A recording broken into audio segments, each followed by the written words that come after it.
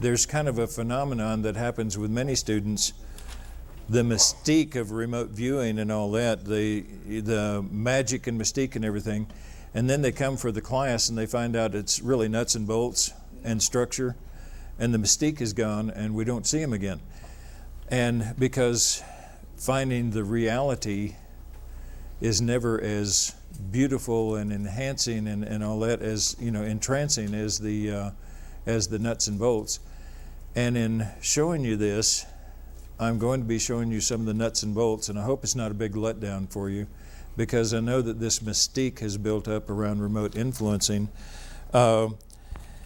Remote influencing, in a way, deserves the mystique, because it, when taken to its limits, just like CRV, it's best described by the word magic. I didn't do that. It's magic. It's best described by the word magic, and what I'm going to show you is the basics of remote influencing. Now, as though somebody took 30 minutes to show you the basics of remote viewing and said, that's it, and you said, oh, that's all there is? No, that's far from all there is. But what I'm going to show you is the basics of remote influencing and why most people fail at it. When you have, first of all, let's go over remote viewing. The theory behind CRV. And I'm always surprised that many people don't know this. The theory behind CRV is that you're getting information from somebody else or some other place in the world, but let's just talk about getting information from somebody else's mind. First of all, at a conscious level, you say, I have a question. And you want to get that question to your subconscious mind. Okay. After you get it to your subconscious mind, then there's that great unknown. By the way, does anybody know what Ingo means when he says the matrix? That's a very neat way of saying, I don't know. And it's the great unknown. What's down here, we don't care. We just want to get the information from the subconscious to the conscious. However, look at that. Anybody ever heard the name lemon before? You've all heard it. Anything up here is supraliminal. Anything down there is subliminal. By the way, that brings up a point that I probably need to stop right now and say that some of you know my background in psycholinguistics and subliminals. I will be using subliminals in this presentation. If you don't want them used against you, you probably ought to leave, because I'm going to use them anyway. If I find that the material here has caused someone here to start using this in a way which hurts people, I will set up the triggers. I will pull those triggers and you will not be able to do it anymore. And I'm going to put those subliminals in during this session. If you don't like it, that's too bad. I'm sorry. The door's not closed. Okay? Okay. So, this is us as we relate to the great unknown. This lemon here, I tried to get a texture of solid marble because the information is not going to go through that lemon. Okay? The question, the answer is not going to go through there. The theory behind CRV is you're going to use the body as a translator between the two, because the conscious and subconscious don't talk to each other. Therefore, how do you start out? You start out with a physical ideogram. How do you continue? You continue getting physical sensories, and then dimensional impressions, which very quickly turn into visuals, so you're back into body impressions, body signals. I generally repeat this about 100 times before it sinks into anyone. CRV is a physical discipline, much like a martial art.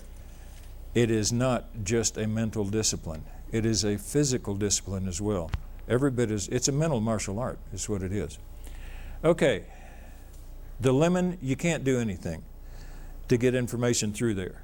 So, we've got a question up here.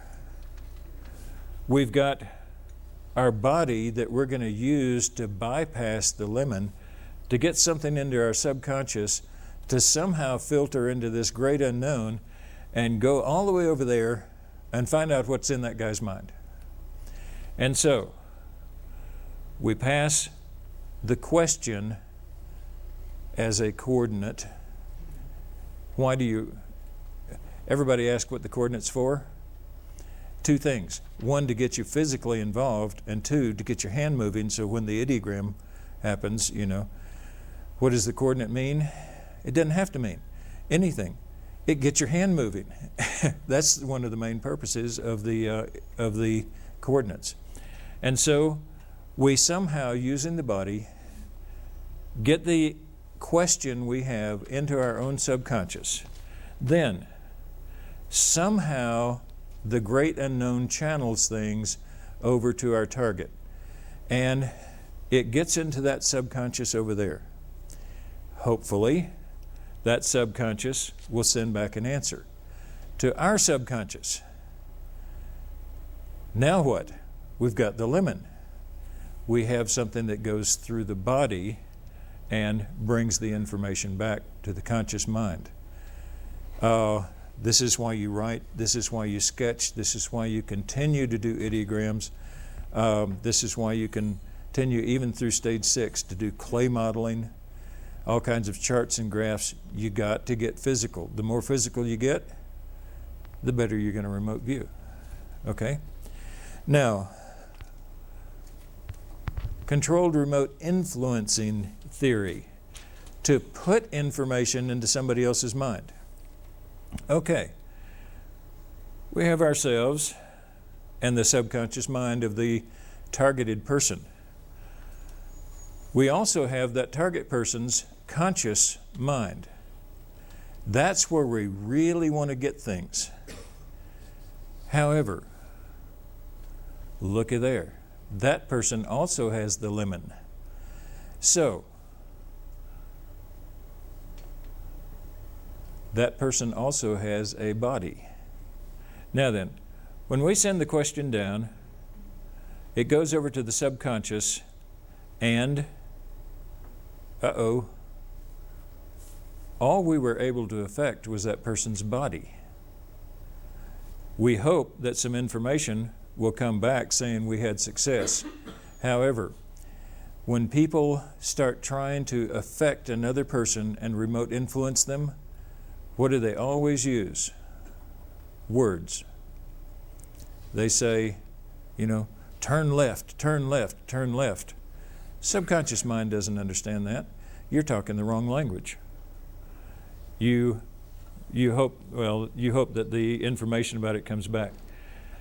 The CRV structure, yes? I'm sorry to interrupt, and I really don't want to. Could we go back to the other screen? Sure. It might be my fault because I'm running things down. Could we go one more time about how we've only affected halfway? I'm glad somebody picked up on this. Yes. When you affect the person's subconscious mind, you can do it in such a way that you can affect that person's body. You cannot get information through to their conscious mind. So when we sit there saying something like turn left or buy, sell, or something like that, you may as well just go talk to a tree because it's not going to work. Okay. And this is why most people cannot do remote influencing, is because they're trying to talk to the conscious mind. Nobody's home. Nobody's listening. And Words that are meant for the conscious mind cannot be understood by the subconscious. What do you pass to their subconscious? What do you get from your subconscious mind?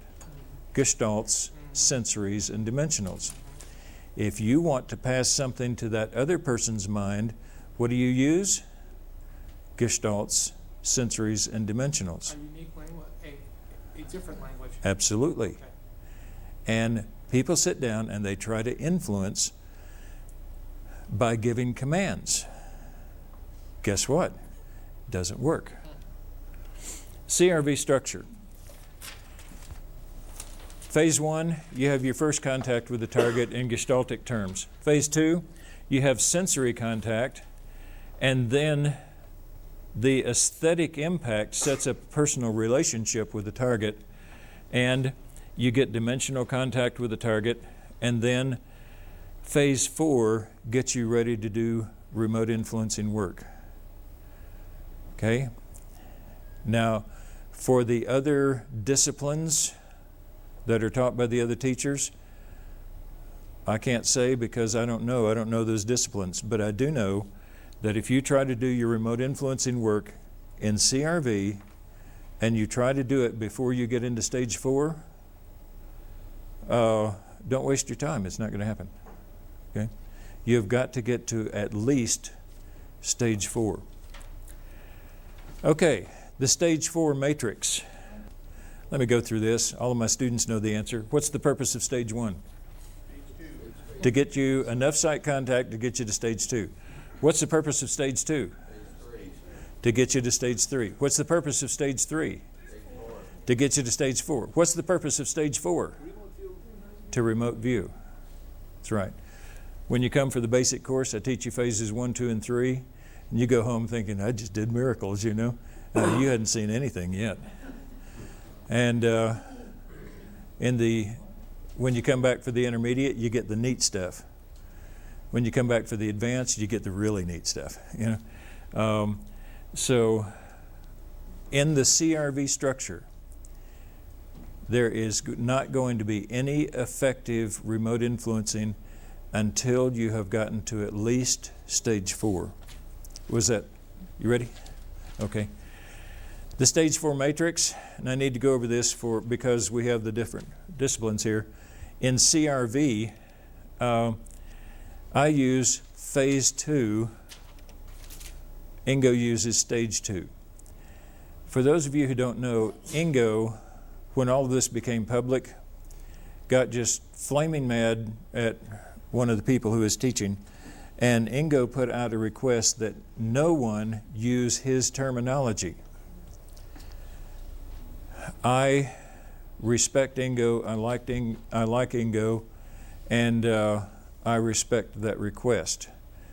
We had been using slang terms all along anyway, and so I started using a not totally, but non-Ingo terminology, which is exactly the same as, you know, the structure and everything stays the same, but all that Ingo ever got copyrighted and made proprietary information was the terminology.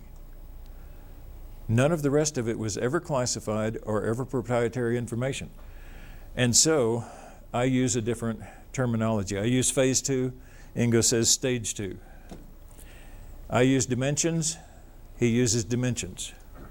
I use AI, he uses AI.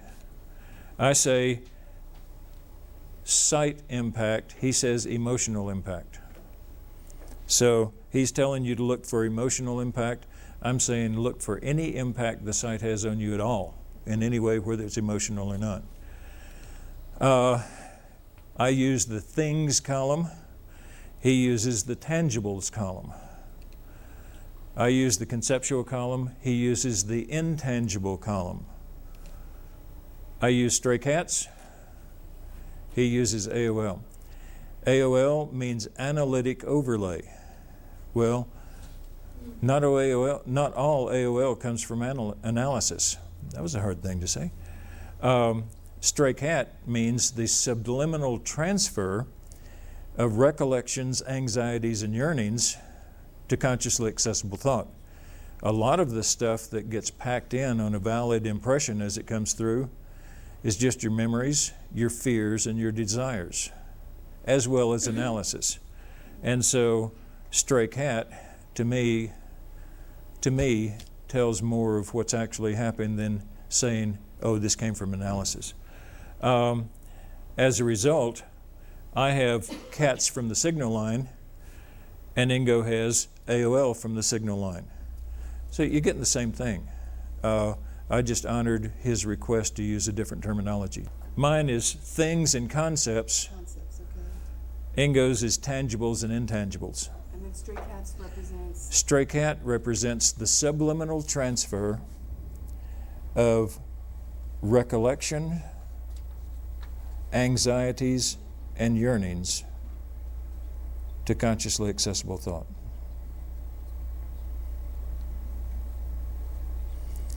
By the way, Ingo doesn't have a term for what I call tame cat. Tame cat stands for the transfer of access mental energy to consciously accessible thought. In other words, you got the impression, you reported the impression, you did everything right, no pollution, it's perfect. Ingo's only term for that is to slide an M&M across the table to you. So, one of the chapters in my book is called The Military Use of M&Ms. And so you call that tame cat when you get it right? Tame cat. Tame cat, right. Yeah. Transfer of access mental energy. Okay. When you're working remote influencing, you will work in the SI-EI column. Let me put a caution in here. The t-shirt says, watch out for the SI-EI column. It really sucks. You can get sucked in. The art of remote influencing is involved in your ability to almost get sucked in, but not quite. And so there's a lot of practice you need to do before you ever try your first remote influencing session. It can be dangerous. Getting sucked in can be extremely dangerous. Yes. Don't ever work the SI or EI column without a monitor until you learn how to do it, because the monitor is there to get you out. The one time in remote viewing that the monitor is allowed to take over the session is when you lose control of the session. And then the monitor is only allowed to take it over long enough to get you back in control. So that's the one exception to the prime directive that the viewer is always in charge. When you get into the SI or EI column, what information comes through this column is information from the target person's mind. What is that person feeling? What is that person saying? And so on. As you tend to get sucked into that column more and more, instead of describing what that person is feeling and saying, you will start feeling, you will start experiencing it yourself. There's a graduating degree here. Ever take two magnets, put them together like this, you know? At some point, the two of them snap together and there's nothing you can do to keep them apart. The SI column sucks in that manner. It's attractive, oh, it's really attractive, and all of a sudden, ka-whack, it's over. You know, you are sucked in. Anytime you work in this column, you detox. David was showing you the other day how he detoxes. He starts back where he went into the SI column and goes down that way. The standard method is to go from the bottom of the session upwards. Where you're most involved, go upwards, one impression at a time, and say, is that them or is that me? Get it out. And work your way back up to the point where you began in the SI or EI column. That's the proper method for detoxing. You ask the question, is that the target person's feeling or is that my feeling? Now what you've got to realize is that when you start detoxing, the answer is yes to both of those. And so you have to sit there and you have to say, but is that my normal feeling? Well, no. Axe murdering is not my normal feeling, you know. Maybe that's something I'm picking up from but right now I want to go axe people, you know. And, you know, you mentally access the wrong person and suddenly you start seeing how right it is to molest children or sell drugs or whatever. And you've got to work your way out of that. So you start with your last impression and you work your way back to the first impression you got when you went into the SI or EI column. And so that's the proper way to detox. Now, everybody I teach to detox that way, they go, okay, that's them, that's them, that's them, this is me, that's them. It's like the set aside. Those who've been through my course realize that there is a solid protocol for setting things aside. There is a solid protocol for detoxing. If you have a 10-page session and the last 3 pages are or after you went into the SI and EI column, I would say it should take you about twice the length of your session to detox. You go through it. You establish. You don't just, oh, that's them, this is me. No, you establish and you separate yourself from that person. And you separate yourself from that person completely before you go up one line more and do it again, okay? Most important to detox. This is not a toy. This is the real thing. And it has dangers, okay? Any questions on any of that? You can also do it like when you've gotten the information you want and you want to switch to a new target, you could do it then. You could do it in session. But you definitely want to separate from that person, you know. You just, you don't want to carry them around with you for the next couple of months. Any questions on any of this? Okay. Dangers of the SI-EI column. You can get sucked into the other person's feelings, emotions, their life paradigms, their moralities, their moods, their outlook on life. Anything in that other person's mind winds up in yours. You want to be careful. You can pick up personality traits which continue after the session ends. This is absolutely true. You don't detox once and somebody will wind up letting you know about it. You must detox after each session in which you access another person. Any questions on any of that? I want that solidly understood. One of our students had wanted to get sucked in. He wanted to feel it, you know. And another student brought in a target, which was of a man getting swept away in a flood and drowning. Well, the man, you know, the man was revived later, but the man didn't know at the time that the picture was taken that he was going to live. And so it was given to this student, and the student started getting sucked in, and he had been just badgering me and badgering me and badgering me.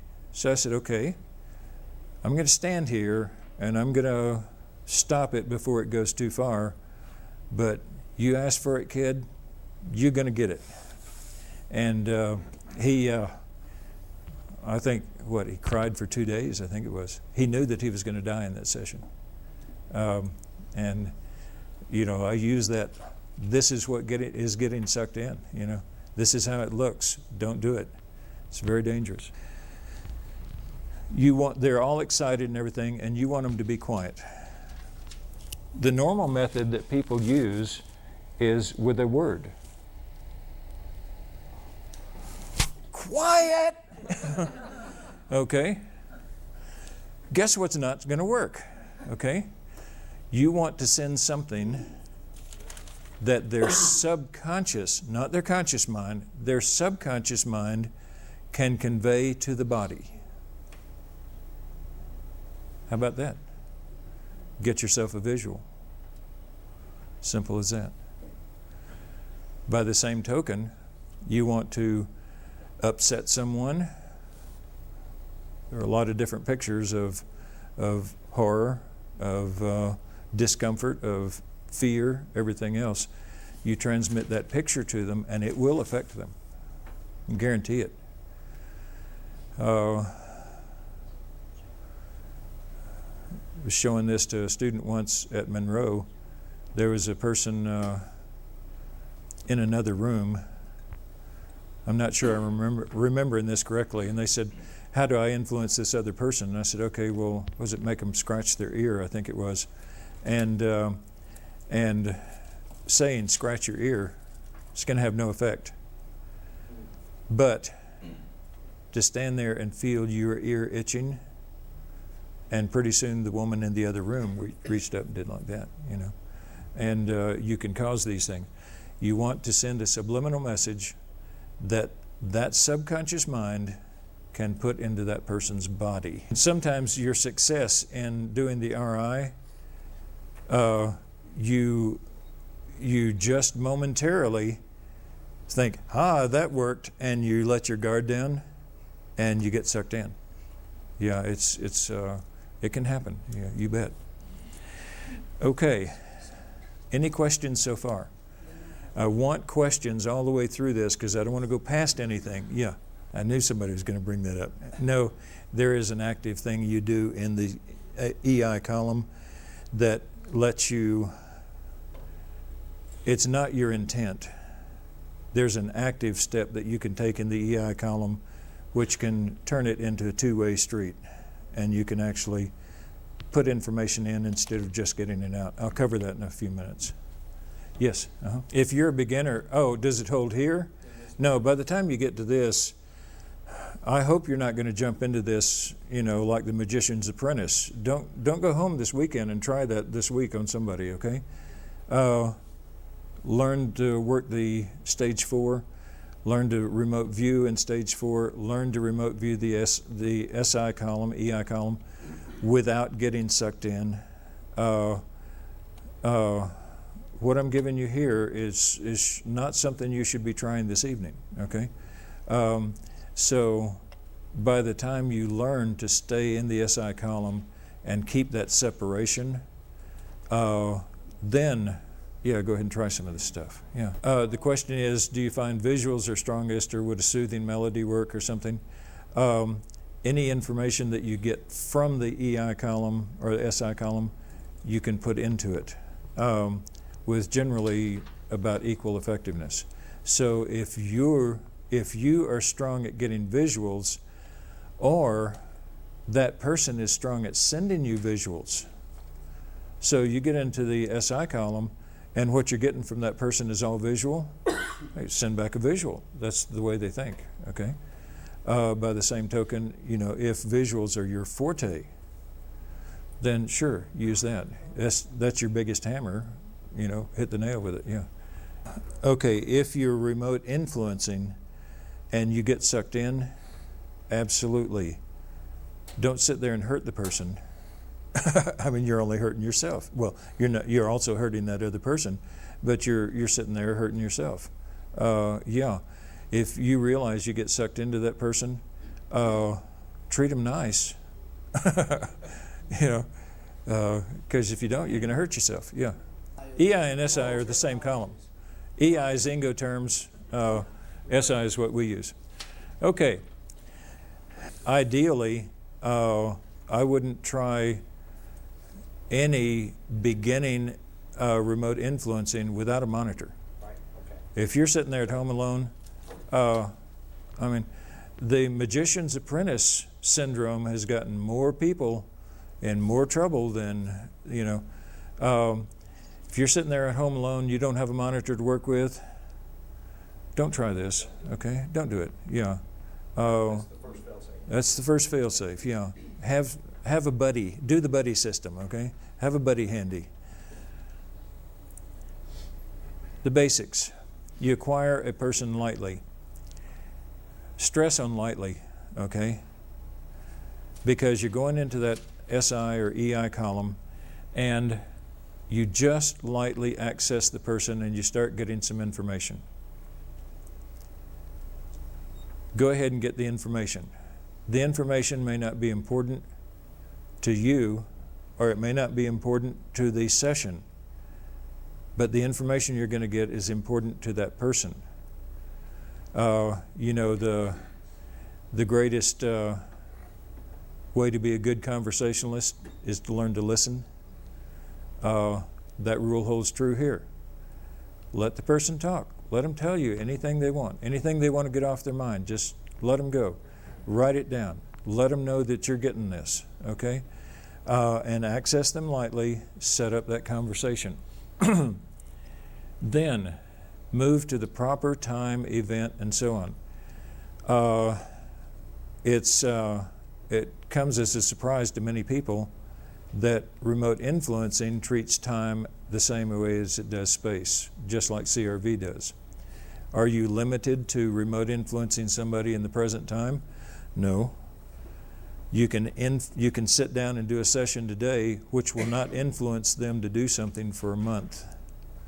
You can also influence the past. We'll get into that in a few minutes. Acquire more deeply. Get into this conversation. Get the conversation going deep. Sympathize with that person, okay? Agree with that person. Unite yourself with that person. Get into a deeper conversation. When you do, you'll start obtaining feelings and emotions and so on. Here's where you have to start really being careful.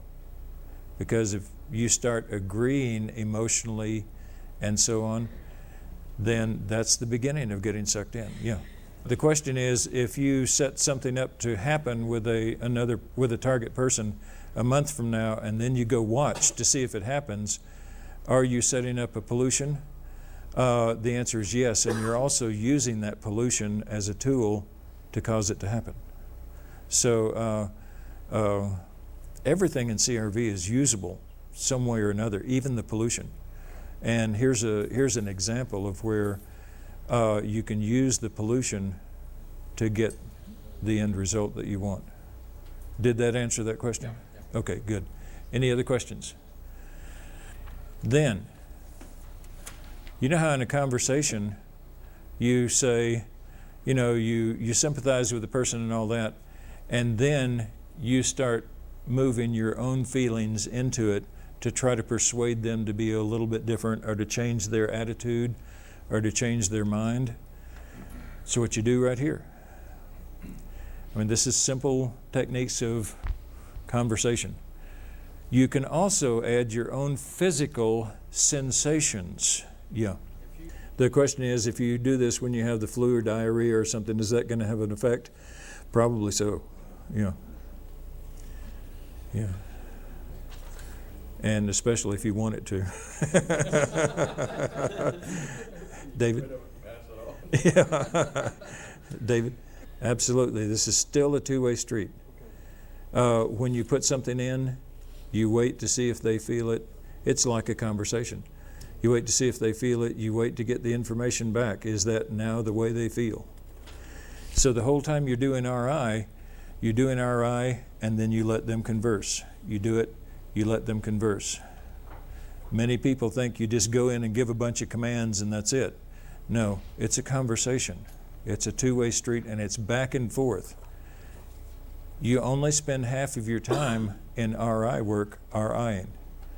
The rest of the time you spend listening, okay, to see if it works, to see what the reaction is, and so forth. Mm-hmm. And physical sensations. All right? We'll get to the importance of that a little bit later. Okay. You feel. You want that person to be excited? Get excited. Okay? What's the best way to make somebody feel down? Go around them all the time going, and it's contagious. You do the same thing here. These are the simple mechanics of human interaction. That's really all they are. Do you also write it down? The more physical you can get, often the better it helps, yeah. So writing it down, absolutely. Yeah, that will help.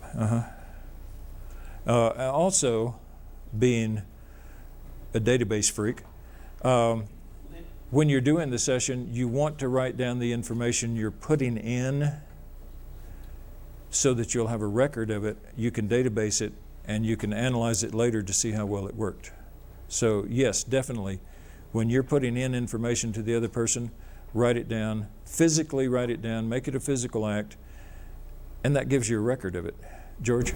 Are you writing, when you're in that aspect of it, are you writing that down in the AI column to see if it transfers, or are you actually going to the SI column and waiting to see if it transfers? You're going to the SI column and waiting to see if it transfers, and any of the SI's subcolumns, which we can go into later too. Any questions? Okay, get out of there, okay? As soon as you've done what you want to do, get out of there. Detox. When you write session end, make sure you mean it. Yeah. Yes. So you could send a sense of humor. You bet. Yeah. What? A sense of humor. Homer Simpson. Yeah. Yes, Debbie. Would the technique be any different on an individual? A single person as opposed to a group. Oh, as opposed to a group. The techniques would generally be the same. Now, to be honest about it, that's a logical deduction. I have worked this on an entire group within a room, but like a demographic,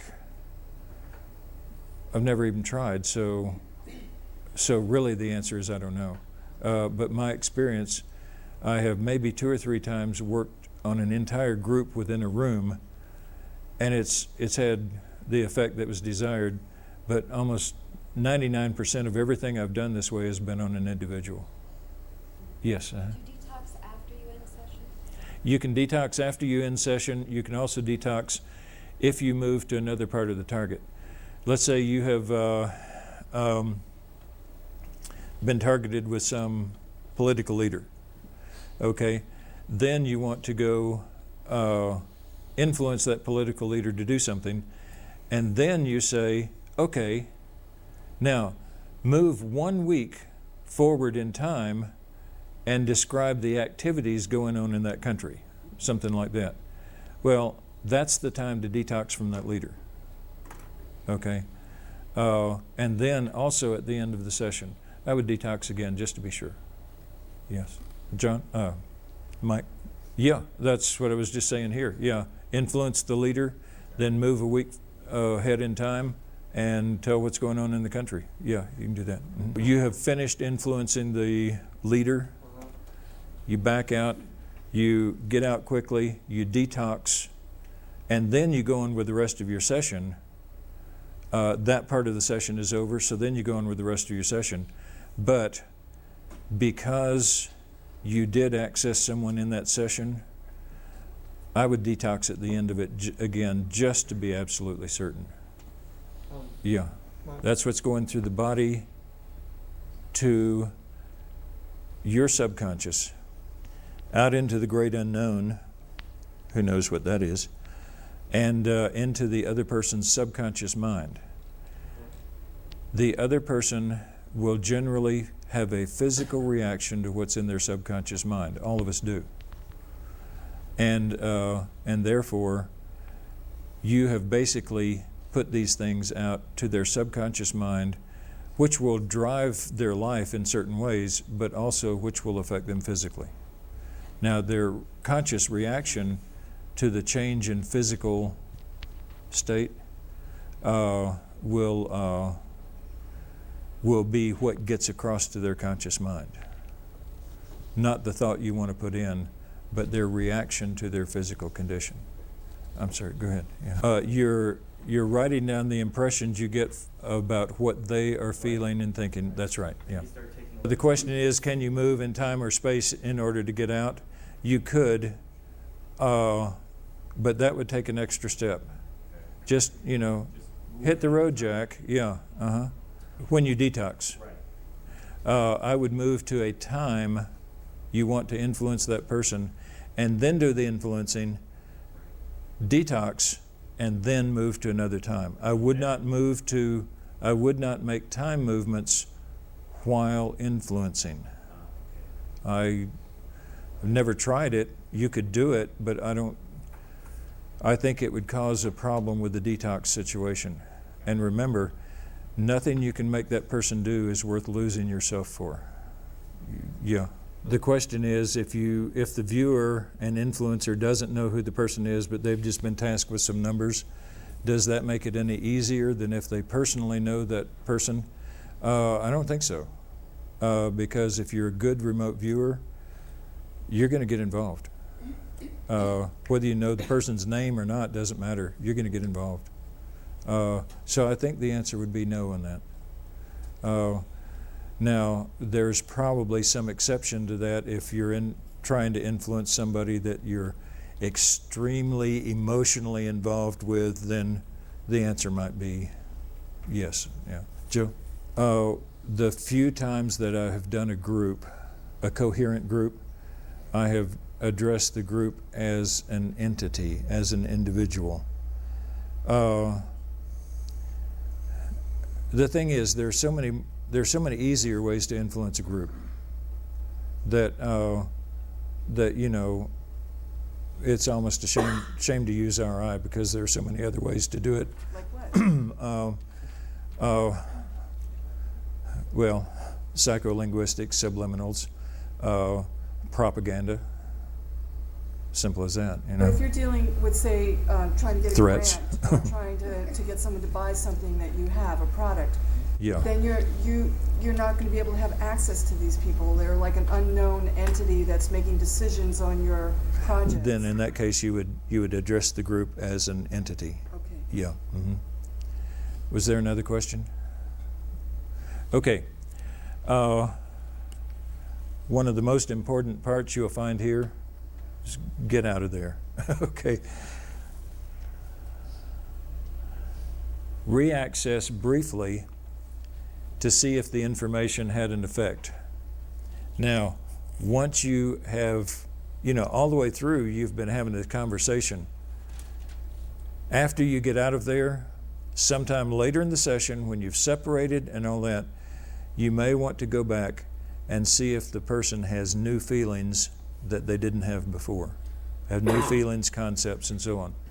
But you detox from that too. Okay, the question is, do you have to start a whole new session, or can you go back to the session and do it over?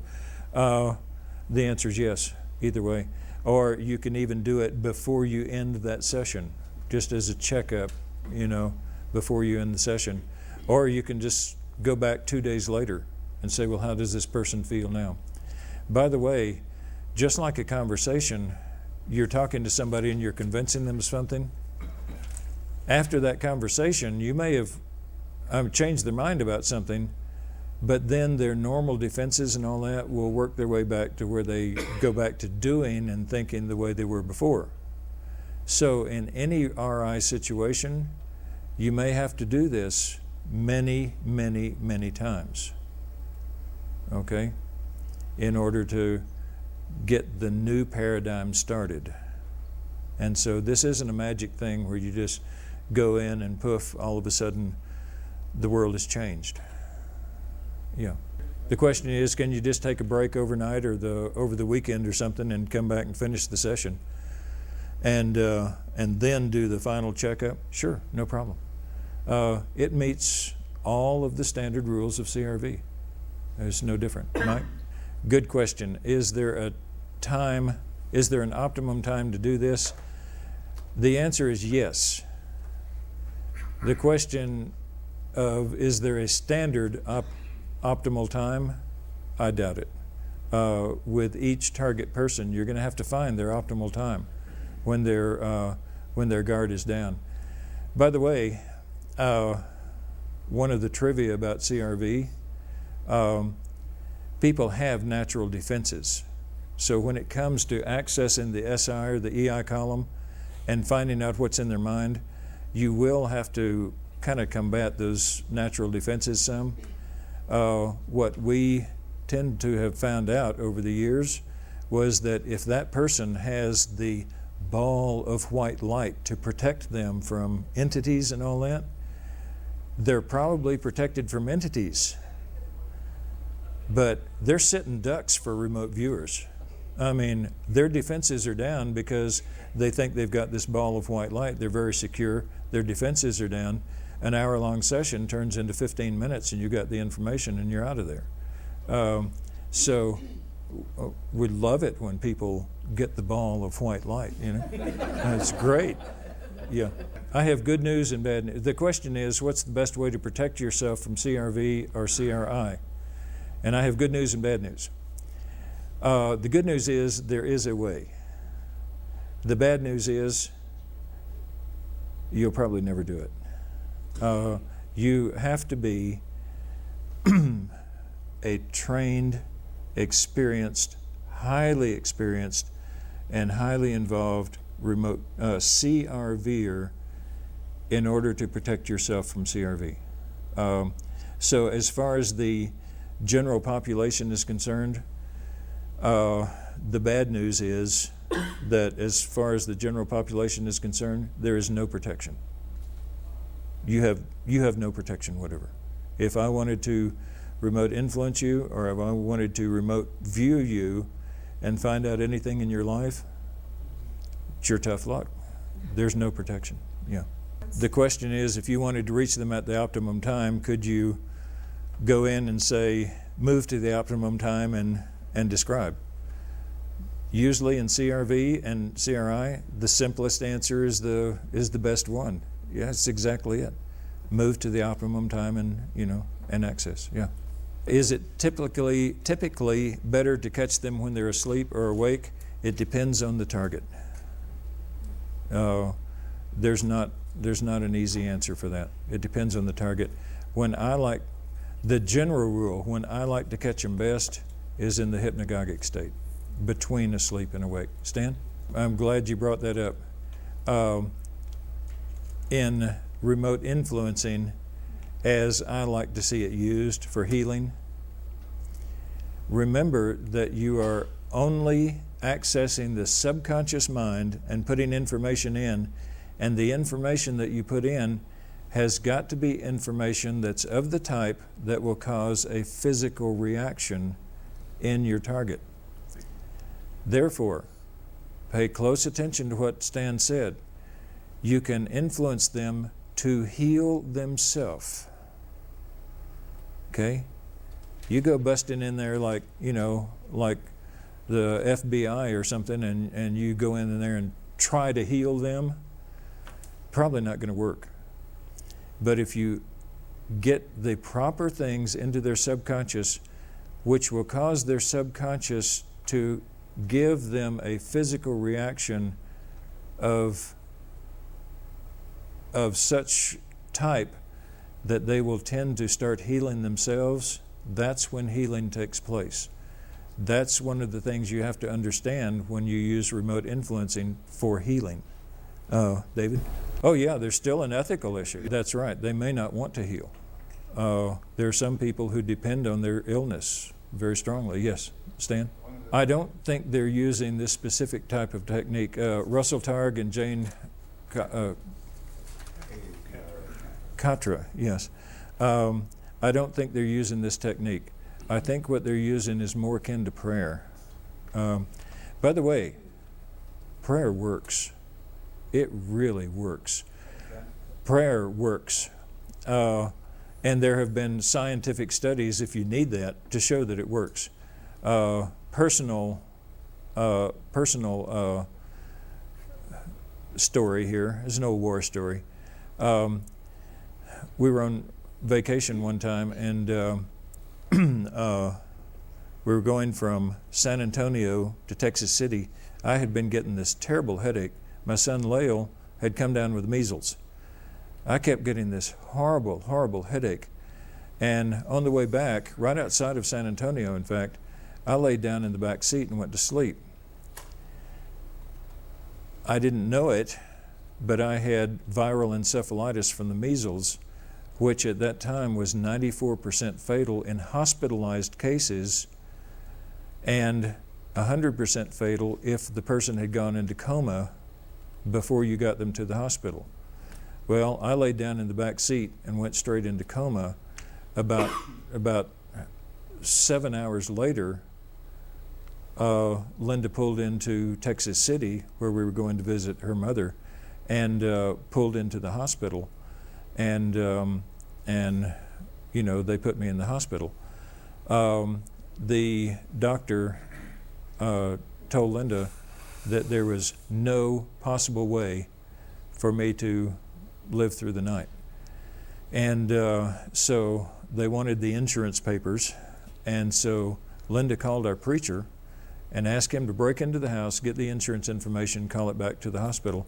Well, the first thing he did about 2 in the morning was he called a prayer meeting of the church. The next morning, I sat up on the side of the bed, and I thought, I'm in a hospital room. We must have had a wreck. And I was worried to death about Linda.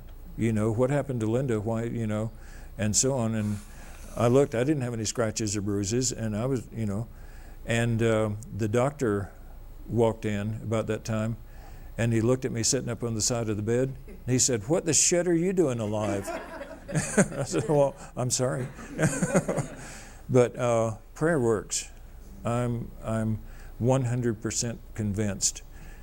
You want to learn effective remote influencing without going through all the mechanics? Bow your head, pray. It works. Yes. Can you use prayer as a defense against remote influencing? You can use prayer as an active tool. Therefore, you can use prayer to prevent a remote influencer from doing things. But I would say that once the remote influencer starts remote influencing you, for example, there's no defense. That's the really bad news about all this. There's really no defense against it. Period. John? No. The question is, once you realize that somebody's trying to influence you, can you go back and fight it using the same tools?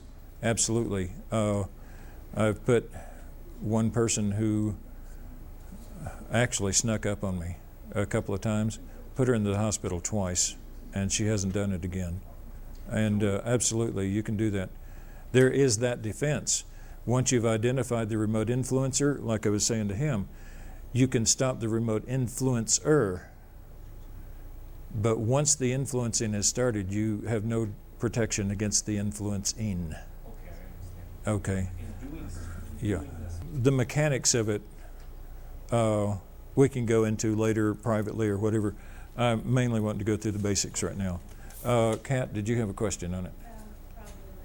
Okay. The question is, when you're firing back, is it always hostile? I have always had the feeling that I hate a fight. I really dislike fighting. Therefore, when I get into a fight, I'm going to make it as short as possible. I go for the kill immediately. And it has never failed. And What do you mean by the pill? I go for the kill. Kill. That's my own personality. Somebody else might get in and sweet talk or something. No, if somebody's trying to hurt me, I just go for destruction mode, and that's what I do. So my answer would be yes, it's violent. Yeah. Mike? Oh, if the person gets sucked into you, when you detach, oh, this was said, I think Kat said this, about detoxing and detaching, and you detox the other person and you detox yourself. Was that you? Yeah. Never detox the other person. Just get out, okay? Detox yourself. I mean, even if it's remote viewing and you're accessing another person, don't stick around and try to detox that person. If you do, you're just going to get more involved. Just get out. That's it. whatever effect you've had on that other person is going to have to deal with. Just get out. That person, I'm sorry, but you have to take this attitude. That person is not worth losing yourself over. And if you've had a negative effect without meaning to, get out. Go back later and do another session to try to clean up your mess. But get out. Don't ever detox the other person. Yes. What is the method for going back and checking to see if the new stuff is there? Do a CRV session, go into the EI column, and just see what impressions you get from that person. But don't influence. If you go into that person the first day and that person is malevolent and evil and mean and all that, and you go back a month later and that person is kindly and loves his family and pets his dog and everything, you've had an effect. Get out. Okay? Yes. The question is, if you realize somebody's influencing you negatively, can you go in and stop that person from doing it? Again, you can stop the person. You can stop the influencer. And I would, if it's negative, I would do so violently. Make them think 100 times before they do it again. But the influencing that they have done is now something you're going to have to deal with. There's no way to stop that. You can hopefully detox from that. You may have to deal with it in other ways. And I mean, in really severe cases, you may spend a year or two at an analyst, you know. Like I say, this isn't a toy. And once you have been influenced, you may be able to take control of it, and you're just going to have to deal with it. Now, if you can dismiss it, that's all the better. If something has been done to you that you cannot dismiss, then you may have to wind up getting professional help for it. But you would have anyway. So at least you've stopped them to where they don't do it again. Now then, remote influencing yourself, which is another way to clean up the mess that somebody has made within you. Remote influence in yourself. Remote influence in your own past. This is the one that really is a stumbling block for everybody. Remote influencing your own past. Let's say we have a timeline. And on this timeline, we have a moment of decision. Okay?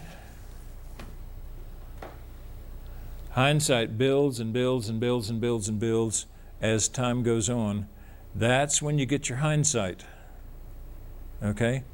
Wouldn't it be nice if we had hindsight to help us make our decisions? Okay?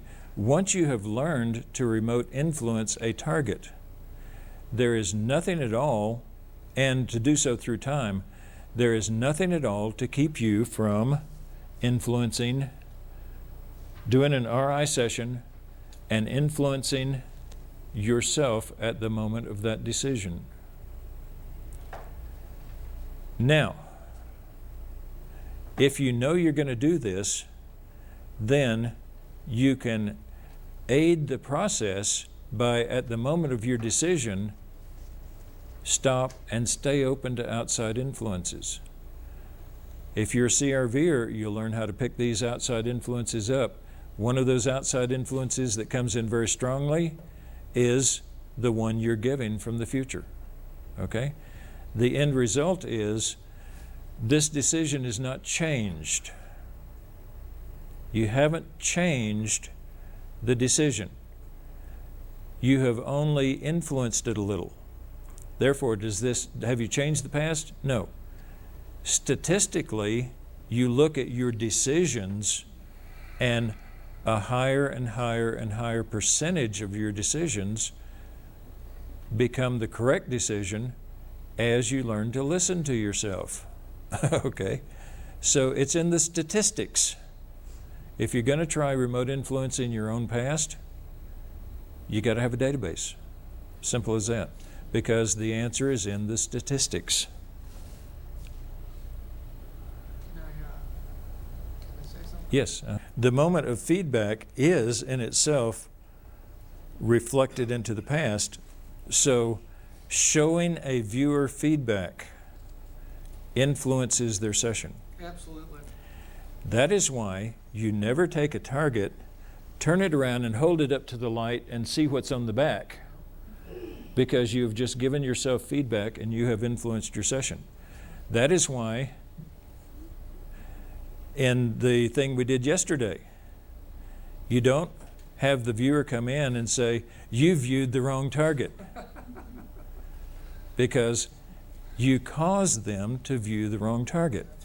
We found out many times that when you go to the beaconing sessions, I'm sure, Mel, you've had hundreds of experiences of this, where you just totally miss the target and you come back from that beaconing session and somewhere along the way there's the target.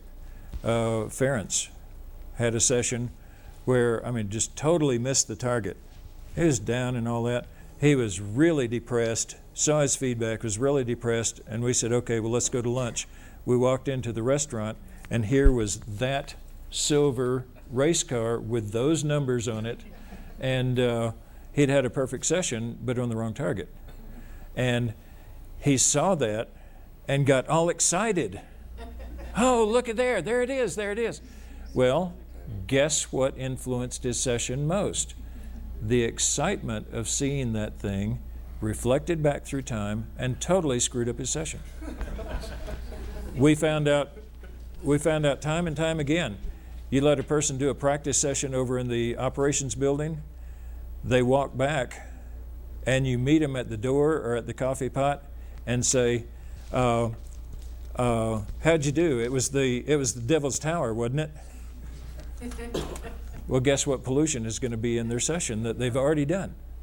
Descriptors of Devil's Tower. Angela? At ARV, what is the optimal time to do RI? Right after you have received your feedback. That's right. You're not going to change the past. However, in the statistics of all the times you do ARV, the statistics will show that you get the right answer more and more and more often. So you said that right afterwards, when you miss, you feel, despondent, dejected and all that. That emotion is going to help you influence your past to not do that. Okay?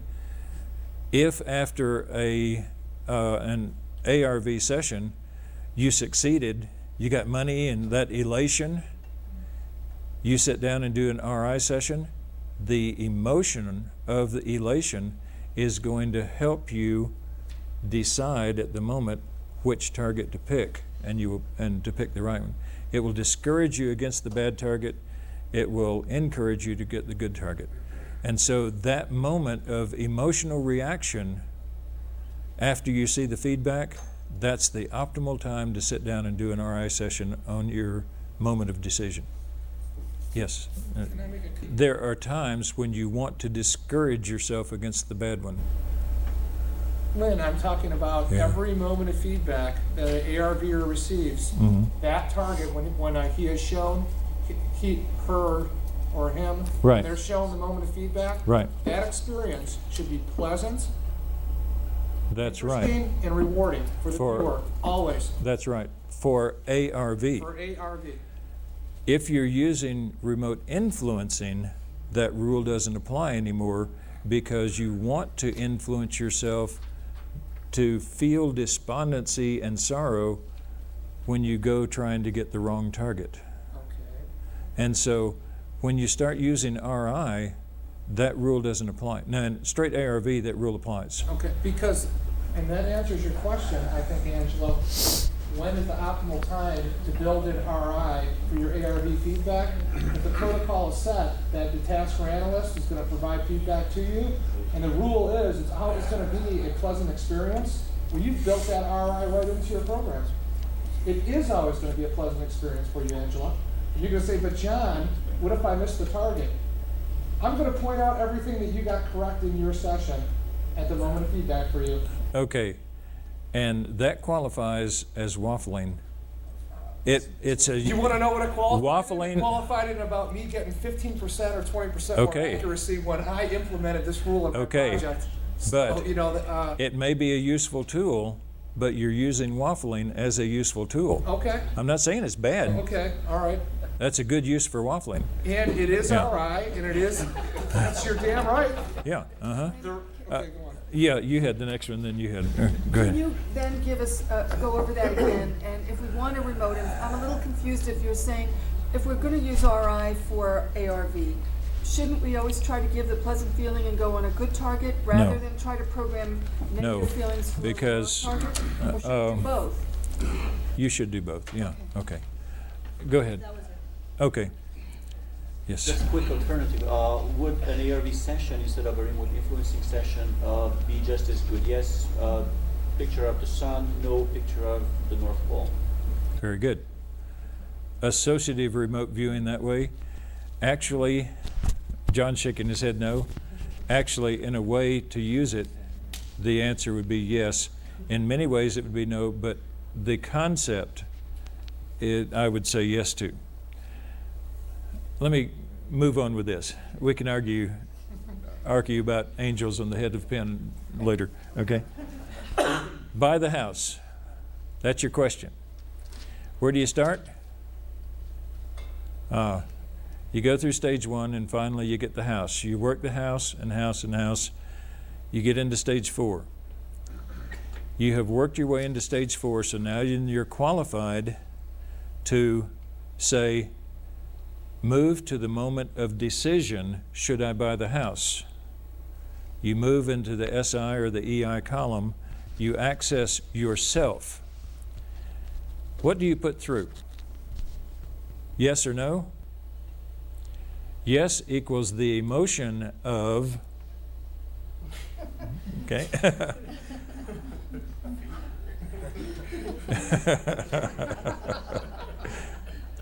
No, the emotion of, okay? Of the mule, not the person seeing the mule, yeah. You buy the wrong house, you're in that situation, I guarantee. Yeah. This is not something we normally teach unless it comes up in a class. You know, I say the SI column, four things and get out of it so that you won't get sucked into the other person. The same applies to the AI column. A person can stay there too long, get sucked into themselves, and what happens is they get into this meditative state, the session grinds to a halt, and then you have the problem of getting them out of the mental equivalent of staring at their belly button, you know, and they get sucked into themselves. Yes, that can happen. Oh yes, this is done after, this is the RI session, Okay, right? so I've already bought So the house. what am I putting back? Yes? No. I'm putting back this and my emotional reaction to this. Okay. Okay? Oh, I see. To improve. I'm sorry? At the remote influencing stage? At the remote influencing stage, after I know whether I should have bought the house or not. Okay. And is that going to change the fact that I did or didn't buy the house? No, you're not changing the past. You're simply putting hindsight into the moment of decision. So you're saying that you made the right decision? If you made the right decision, then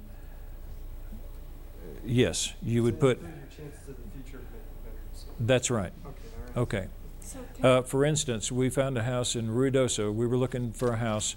We found a house in Ruidoso. We wanted it. It was what we wanted. It was perfect for us. And we sat down in the realtor's office to sign the papers for the house. And I had been doing this for years. The moment of decision came, and I said, not going to sign this paper. The house was perfect for us. I mean, it was exactly what we'd been looking for. It was lower price than what we had planned. It was perfect. It was everything we had looked for and wanted. And something said, don't sign those papers. We searched for another 2 months, and we found the house we're in now, which is fantastically more suited to us than that one ever would have been. After we moved into this house, got everything settled down and all that, I sat down and did a remote influencing back to the moment when I had that pen in hand in Ruidoso, New Mexico, and was about to sign the papers, and I got across, don't sign those papers, you know. And I put negative feelings into that.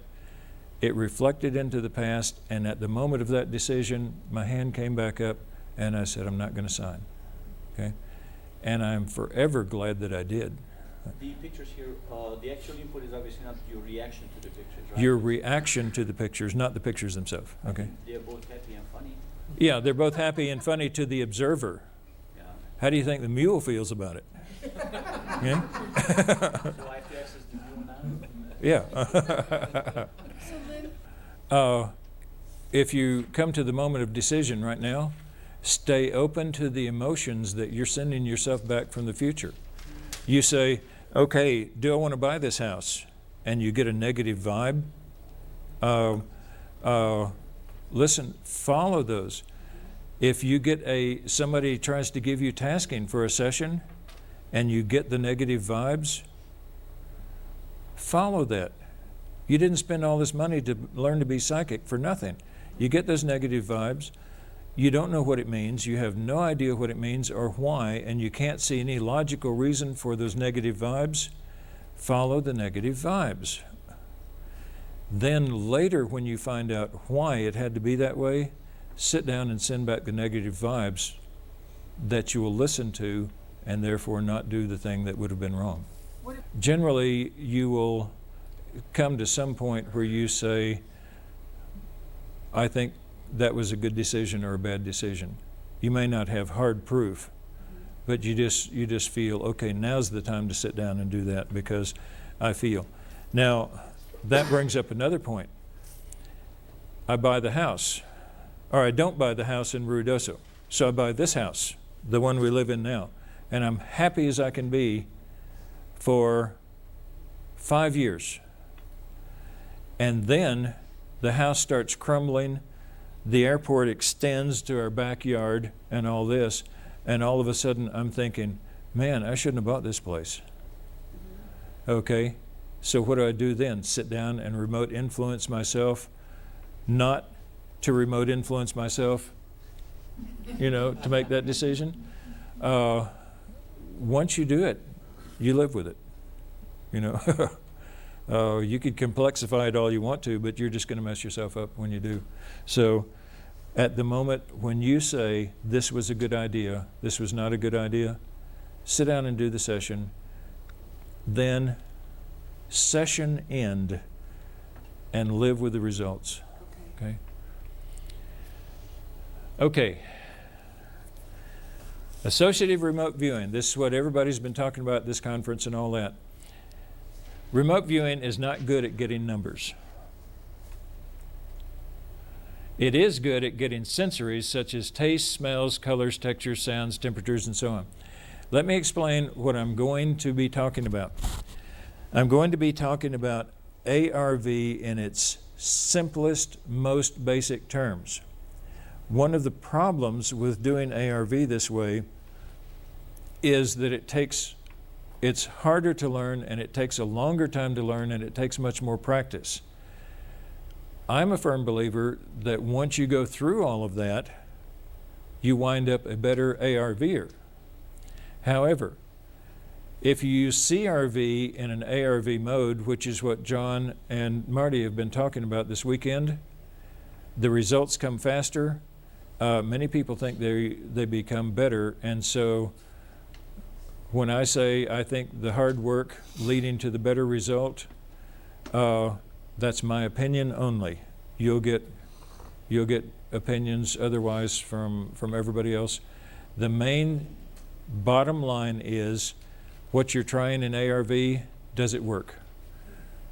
You make the money off the stock market? Hey, who's going to argue with that, you know? And that's the bottom line. Okay. And so CRV is good at getting sensories. So let's do some very simple, basic ARV using nothing but sensories. It's also good at picking up emotions, by the way. Okay? If we associate a sensory or an emotion to a number, then we can indirectly view the number by simply viewing the sensory or the emotion. How ARV works. I'm going to make a list, and I'm going to say 0 equals vanilla, 1 equals vinegar, 2 equals chocolate, and so on. And I'm going to make this list.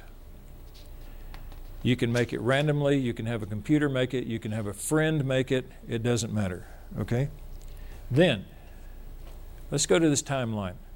Here's a timeline, and I'm going to set up a hard and fast event in time that will happen. And I will take every step possible to make that happen. It is a fixed event in time. 7:30 p.m. The first ball of the pick 3 pops up. Okay? 9 p.m. Taste according to the number on the ball. Okay. The number on the ball equals 1. I look on the list and I say, oh, look at there. I taste vinegar. Okay? Now then, what determined what I taste? The number on the ball. Okay. At 10 a.m. this morning, all I have to do is sit down and do a CRV session and say, task, what will I taste at 9 p.m. tonight? My mind goes forward to 9 p.m. and says, I taste vinegar. It brings that information back, and I write down at 10 p.m. in the morning, at 10 a.m. in the morning, I write down vinegar. Okay? The chart says vinegar equals a 1. I would not taste vinegar if there were another number on that ball. So, what's left to do? Buy a ticket. When you're well into a CRV session, you'll tend to get the sensories in a very real format, and you'll tend to actually physically taste it, yeah, or get a hint of it. You actually bet money on vinegar now? You bet money on vinegar. You don't bet money on the ball. Okay? You turn this over to someone else who looks at the chart and says, here's what the numbers are going to have to be. Okay. What if a 2 comes up on the ball? At 9 p.m., what do you give them to taste? You give them chocolate. I'm sorry. The taste is determined by the number on the ball. So if they say vinegar, doesn't matter. You say, oops, we got it wrong. Well, that cost us 50 cents. We'll try it again tomorrow. Okay? But you need 3 numbers, and with Powerball you need 6. Right. With, actually, no. You need 3 numbers, right? You could have one viewer do 3 sessions, or you could get 3 viewers, each one of them to do a separate ball. Now, on the pick 6, how many digits do you have? 52. 12. 12 digits will come up on the 6 balls. Can you explain that a little more? Okay? The first ball pops up and it's 23. Oh. You've got 2 digits, 2 and 3. The second ball pops up and it's 18. You've got 1 and 8. The third ball pops up and it's 22. Oh, look at this. Now then you've got 3 digits in this whole thing that are all 2s. Okay? So in a situation like this, I would use 12 viewers, each targeted against the next digit, if you have the luxury of using 12 viewers. The question is, can you just do this using move commands with 1 viewer? Yeah. Sure. Yeah. What do you mean? Okay. move to 9 p.m. and tell me what you taste. I taste vinegar. Now, move to 9:05 and tell me what you taste. The feedback for the second ball is going to be at 9:05. Now, move to 9:10 and tell me what you taste. The feedback for the third ball is going to be at 9:10. I like to use 3 viewers instead of 1 viewer moving forward in time. What about viewing daily for a week? You still got the problem of any one day. Oh, you mean like for the pick 6? Sure, you could do that. Yeah. Mm-hmm. Yeah, move to the time of the picking of the second ball. No, because you're viewing your feedback in ARV, you're not viewing the target. Oh, So you say move to the time of your second feedback okay. and describe. Yes. If you have 10 targets, 10 options like this, you would go after the 2. If you can find 52 totally distinctively different tastes to remote view, go for it. It's easiest to view the first digit and the second digit with only 10 distinctive tastes. It's a mechanical problem rather than a mental problem. If you had 52 totally distinctly different tastes, sure, you could do it. Getting 52 totally distinctive different tastes, that's very difficult. Okay, the question is, can you use different sensories? Like color for the first digit, sound for the second digit? Sure, you can do that, yeah. Mm-hmm. Yes. If you're doing the pick 6, each ball is going to have 2 digits on it. Yeah. So I would use a different viewer for each digit. Yeah, so you're always, and is it always consistent that one viewer always does the first number on the first ball? That's what you task them with. Yeah, and the other one always does the second number, first ball. That's what you task them with, right. On the pick 6 lottery, every ball has 2 digits. On the pick 3 and the pick 4 lottery, every ball has 1 digit. Okay? So it depends on the lottery you're going for. That's right, yeah. By the way, talk about a little illegalities here. If you play the pick 6 and you win, the government will wind up taking away in taxes and brother-in-law charges and everything else, probably about 90% of everything you win. If you do the pick 3 and you win $250, you're supposed to report that on your income tax.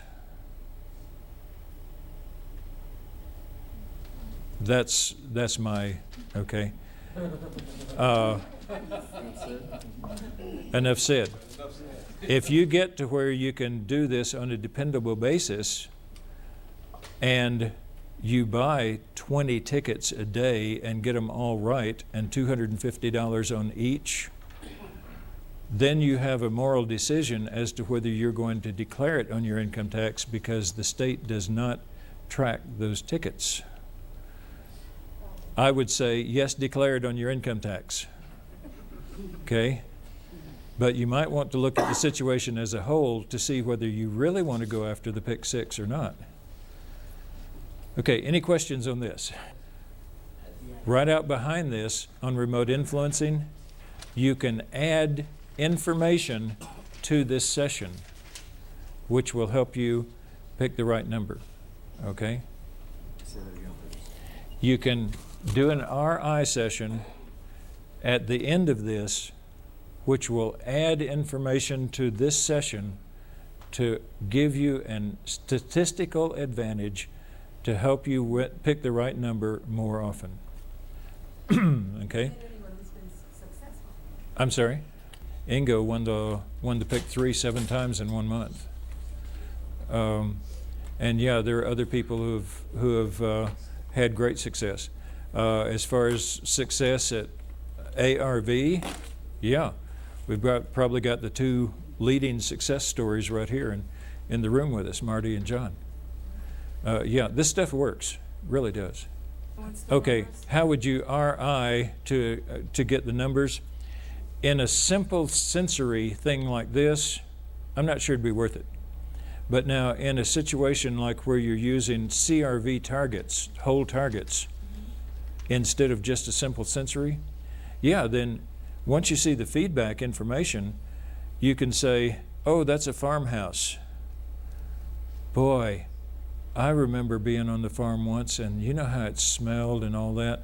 Access yourself, put those farm smells in there, put the bucolic feeling in there, the feeling of space and hominess and your grandparents and the peaches that grandmother used to can and you would eat and all that. You put all that stuff into the moment of your decision, in the moment of your session, and you're going to start getting all this stuff that says, hey, this is a farm, this is grandma's farm, you know, and it will help you get the right target. It will put the emotion in to help you pick the right target. ARVers do not view the numbers. They view their feedback. They turn their report summary into John or Marty, and that's who works the numbers. If you pump back, if the correct feedback is the farm scene, and you pump feelings and emotions and everything into the moment of your session of a farm scene, guess what you're going to get? You're going to get a farm scene. The idea of helping you deal with numbers, forget that. When you're working ARV, your only task is describe the feedback I'm going to show you. As a remote viewer, that is your only task. You don't have to know what the numbers are. You don't have to know how much was bet. You don't have to know whether anything was bet or not. You just describe your feedback. That's all you have to do. Yes? Oh, no, like I was saying, in a situation where you're using only basic sensories, I wouldn't bother with the remote influencing. What I'm showing here is how ARV works in its simplest mode, okay? So I wouldn't use RI in this. But when you graduate from this to the targets that Marty and John are using, which are full-blown CRV targets, then you can pump all these emotions and everything back into the moment of your session to help you get the right target. As a viewer, you don't do ARV. As a viewer, you view your feedback.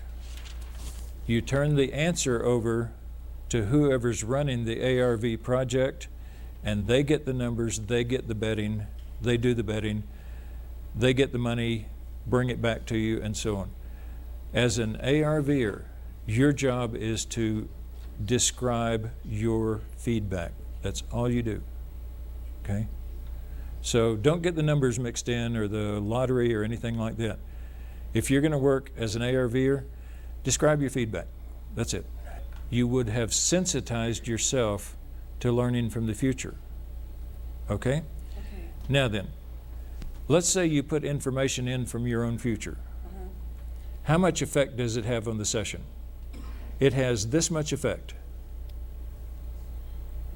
Okay? None. Very, very little. I mean, it's that much effect. You do that 12,000 times, and pretty soon your hand is so sensitive that it can feel it coming. All right? Practice, practice, practice. Without practice, you're not going to do any of this. The act of doing RI on yourself for these ARV targets is nothing more than the Chinese water torture. The drop hits your forehead, nobody gets hurt. It hits it again. Hours and hours later, this drop is like a hammer, right? You sensitize yourself to information from your own future. Once you have done this, these RI sessions on yourself, hundreds of times, your accuracy rate will go up close to 100%. What if you could go through life never making a mistake? Wouldn't it be great? Can you enhance? The question is, can you make the feelings that you put back in there more traumatic and more exciting, and therefore have a greater effect on it? So by making the feedback emotions that you're pumping into your past session, will that help more? It would be easier to pick up, I would say. I would say so too. Okay. Simplest answer, yeah. Okay, any other questions before we go on? Okay. Influencing others. The 4 commandments. Do not break these 4 commandments. The 4 commandments of influencing others. Oops. Do unto others as you would have others do unto you. Very simple. Do not do unto others as you would not have them do unto you. Okay? Don't screw your buddies. Okay? Do not mentally join with somebody you want to heal. You could get sick.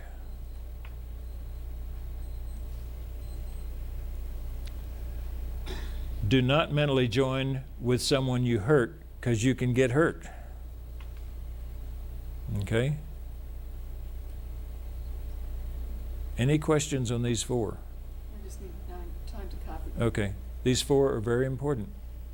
And so, don't do unto others as you would have others do unto you. You want to make Saddam Hussein sick? Well, you kind of blow past that one down to this one. Do not mentally join with Saddam Hussein if you're going to make him sick. Yes. How would you handle something that's already been done to you? You can influence the influencer, and according to this, I take pity on that person for being evil, and I set them right. Okay? It's just my own personal thing that I don't like long fights, and so I go for the short one. Yes. How do you make sure that only the right thing gets done when there are hidden agendas and all this other stuff? I'm sorry? And you don't know what the hidden agendas are. The answer, as far as remote influencing is concerned, is you wait and wait and wait and wait until you find out what the right thing should have been. And then it may be 12 years later. Then you sit down and you do that session. But you wait until until you know what the right thing would have been. Can we remote influence the city council to do the right thing? Remote influencing present time. Yeah. Okay. Then, can you remote influence the city council to do the right thing? Normally, for a group of humans, I would say yes, but you're talking about a group of politicians. So I would say, I would hope so. And if so, we need more people doing it. Yeah. Don't fully join with somebody you want to heal or hurt. So you're just accessing that fully? You have to access them. This is where you ride that little tightrope of almost getting sucked in. And it's something that really takes training and practice. Remote influencing others, the theory. Here you are.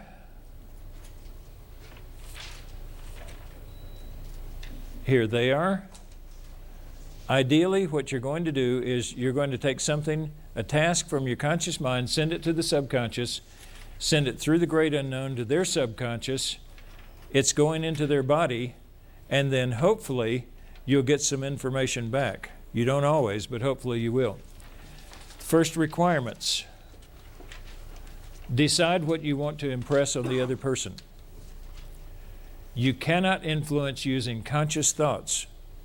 So you must translate what you want done into sensories, conceptuals, emotions, and that type of information which the subconscious can process.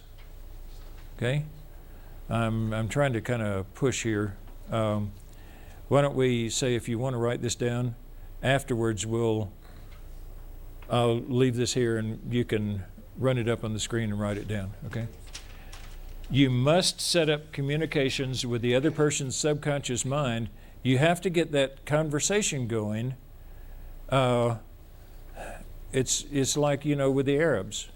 You don't walk in and start the business discussion. You walk in, you have a meal, you have some, and so on. You get the discussion started. You do the friendly part first. Use your body to convey the message to your own subconscious.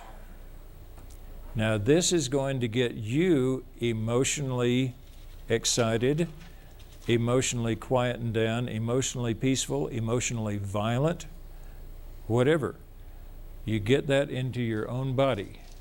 This basic CRV techniques. The subconscious likes basic sensories. It also likes stories. Here we're getting into a whole new realm. We're getting into what he was asking earlier about analogies, symbolism, and so forth. It also responds strongly to emotions, and don't forget your ideograms. Just as basic to RI is practice your ideograms. It's really important. Okay, we can come back to this. One most important fact to remember about RI, you can't bribe a dog with $1. Okay? You go out and offer a dog $1 not to bite you, what's he going to use $1 for? You have to, just like in a human conversation, you have to start talking in the other person's terms. This is going to get you sucked in. So you have to walk that tightrope very, very carefully.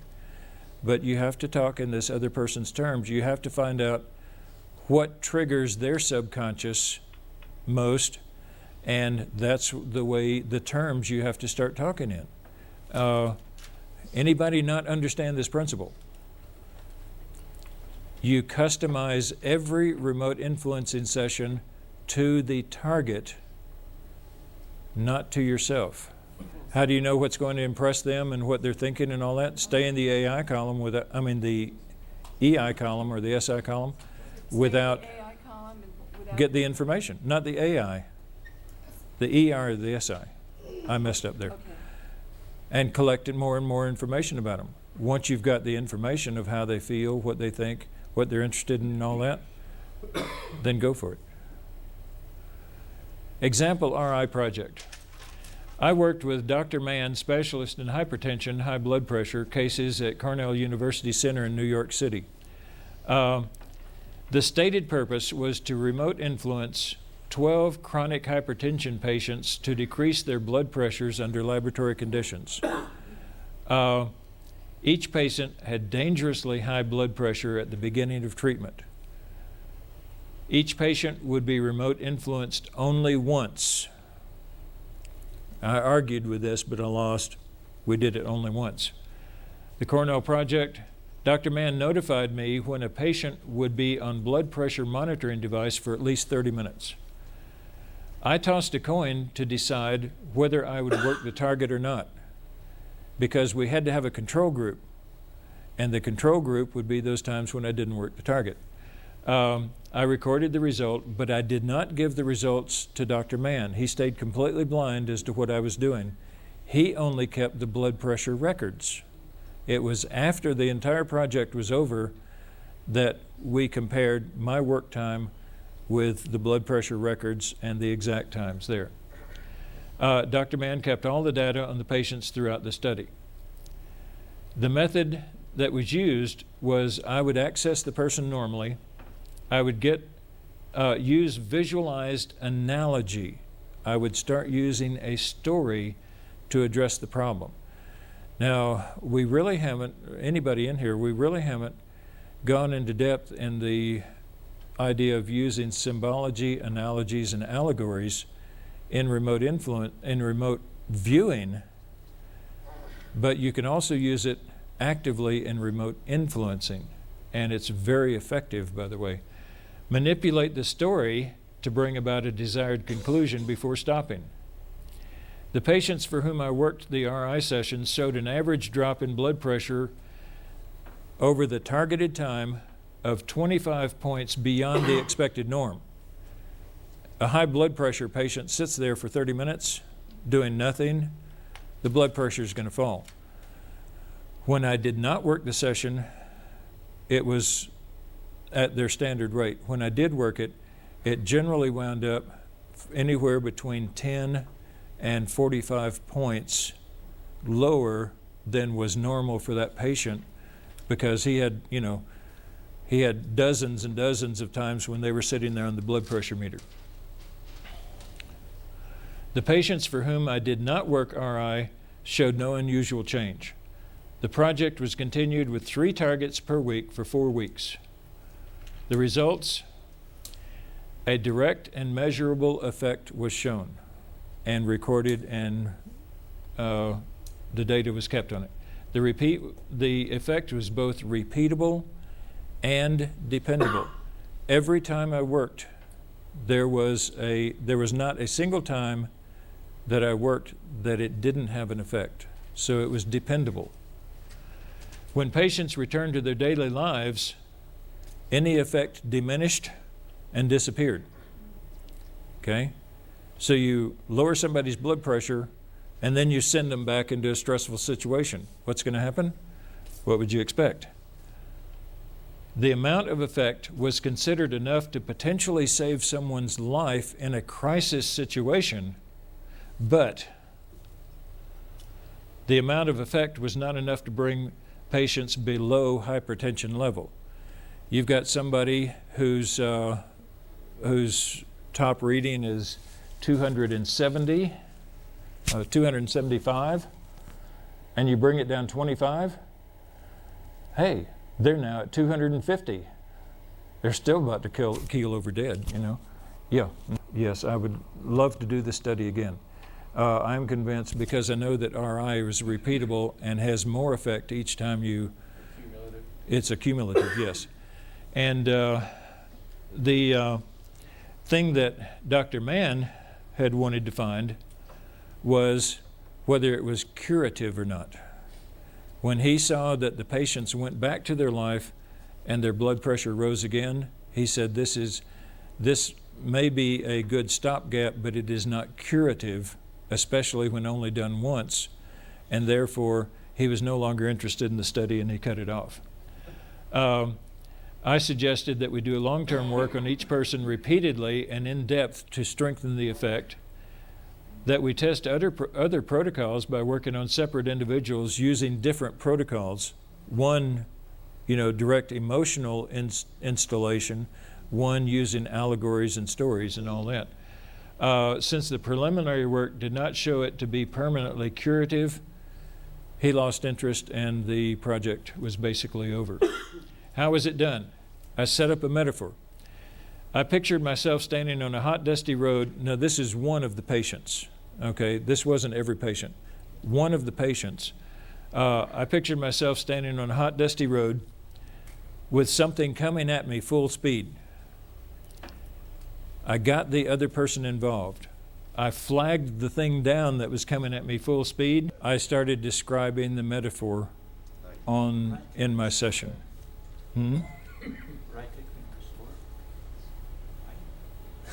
Anyway, I flagged them down.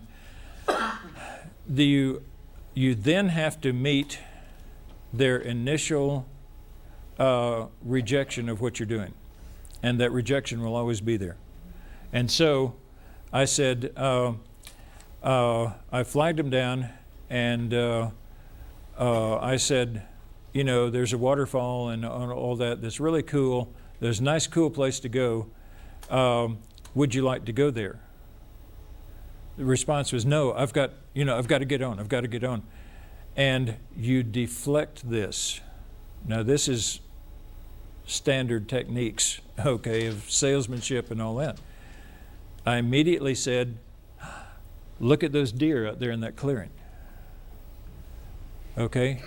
The response was no, and immediately I deflected that response and said, look at those deer out there in the clearing. The interest got started.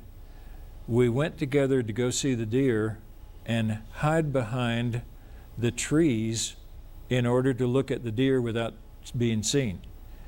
Once we got into the trees, I created a clearing. There were some water sprites that were swimming around in this pool, and there was a beautiful waterfall. And then I started backing out. I got the water sprites talking to the target person. I started distancing myself from the story. And I got the target person interacting with the story itself. And I backed out. Now then, as I backed out, that left them involved in the analogy that I wanted. And I set that analogy up to be an extremely peaceful, extremely enjoyable analogy. Got them involved in it. You back out and you let them run with it. Every now and then, well, you still have to stay close enough that you can start seeing when it goes bad. Because, you know, in this case, all of a sudden they would say, oh, but you know, if I jump in, I could drown, and all this. And you get back in to the thing, and you change the story in such a way that it's safe, and so on. And then you back out and let them go with the story. And as you do, what happens is they're involved in this story, and their blood pressure settles right on down. Okay? And this happened repeatedly. And it's dependable. You can use these analogies, but one thing you've got to remember, and it shows up on the slides here, is that once they really got into the story, you go in and you think of how great this place is, and wouldn't you love to come back, and then you get them out of there. Don't let it go sour. Get them out of there, quit on a high, and leave them wanting more. Okay? Now, that applies to the blood pressure patients. It's the standard practice for remote influencing. You want to influence somebody to be violent? Put them in a situation where they're going to love that violence, and right as they're really getting into it, yank them out and leave them wanting more. That is what is going to show up in their physical, and the physical impressions are going to get across to their conscious mind, and that's what's going to influence their actions and decisions from that point on. So, Yes. So for instance, if you're trying to promote a project or a product for somebody, you would try to get them to examine your product, enjoy the product, get excited about it. And then get them out. And then get out. You bet. Leave them, always leave them laughing, always leave them wanting more, okay? This is basic sales. No remote influence in here, okay? How do you engage them? I mean, how do you go again from the observation Okay. to when you're engaged with them? You're influencing, and then you back out, but you don't back away completely. You back away far enough that you're now doing remote viewing on their feelings, their emotions, their sensories, and all that.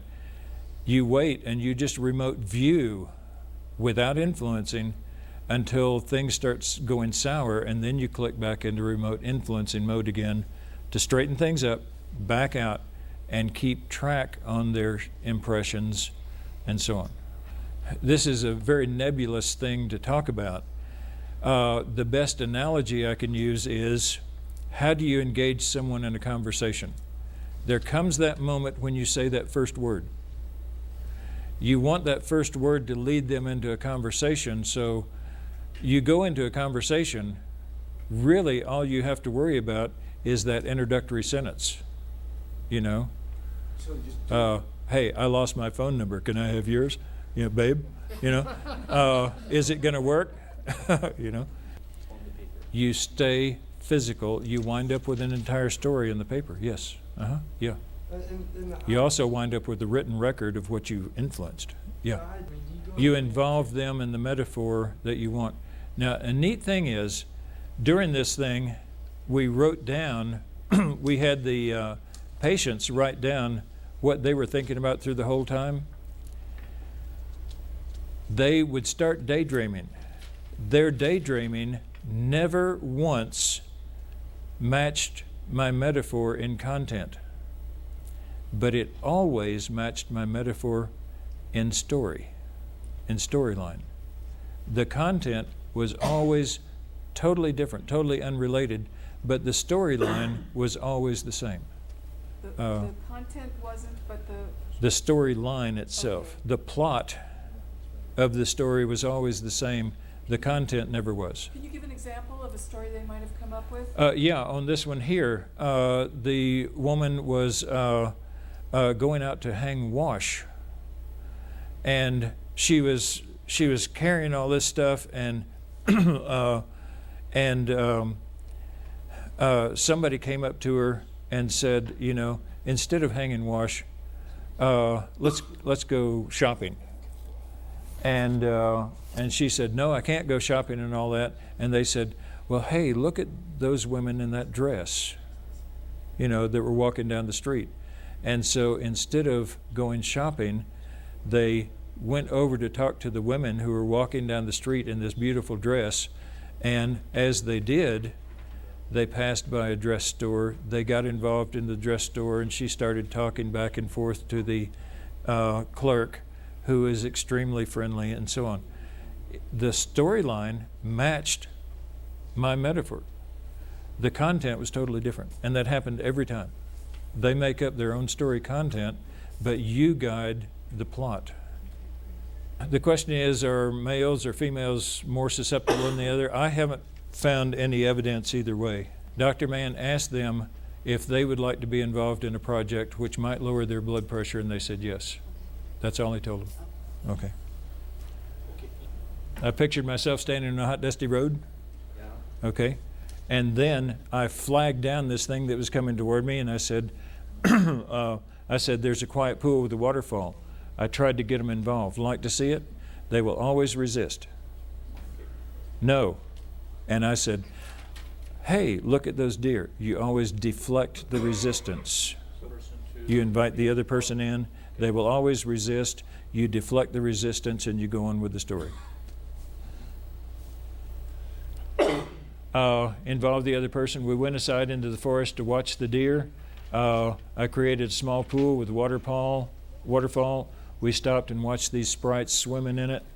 I moved the focus of the story to the target person, and I moved myself out of the story as much as possible.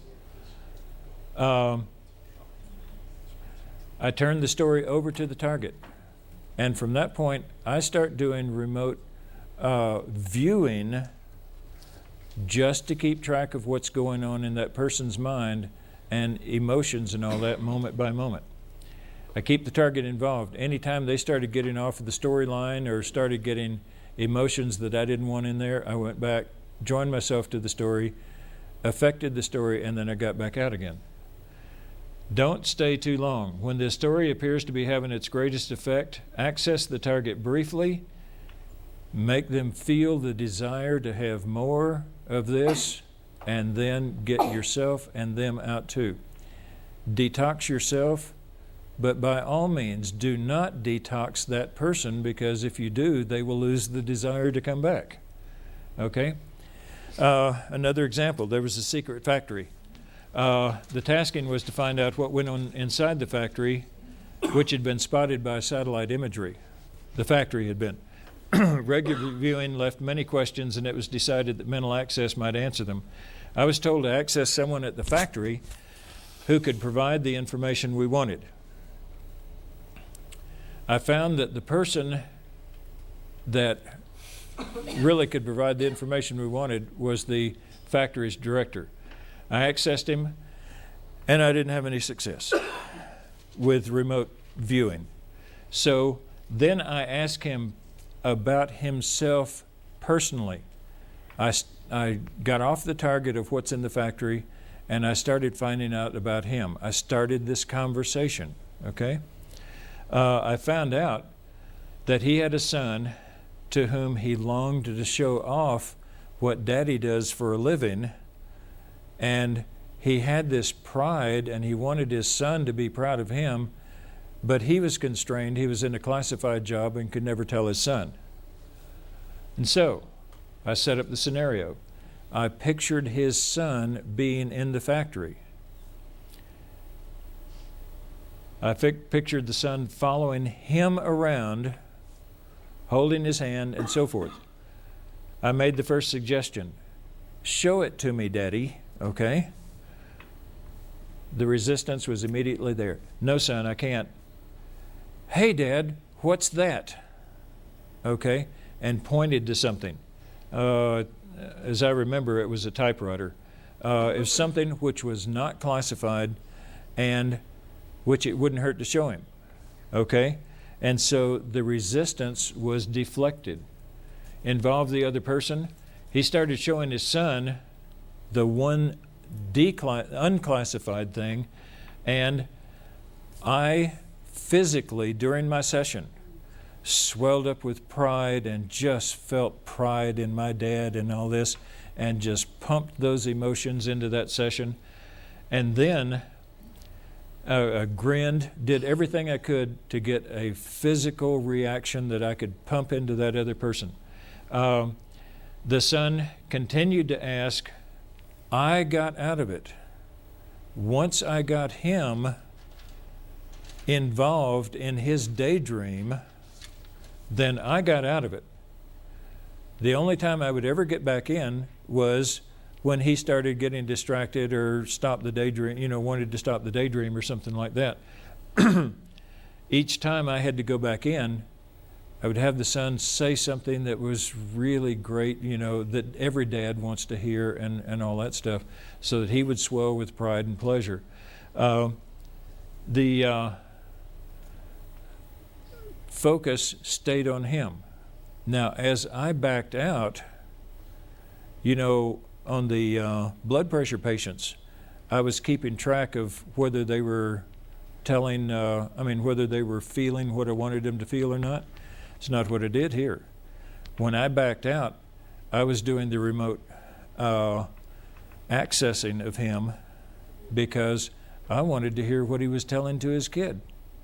And that man was going around the factory showing his kid, explaining like you would to a child, explaining all this classified stuff, explaining what Daddy did, how many people Daddy was over, and so forth. And the whole time he was doing that, I was sitting there taking notes because I was getting that the information that we had been targeted to get. The only time I would go back into influence was whenever he would start thinking of how this wasn't permitted outside of his daydream and all that.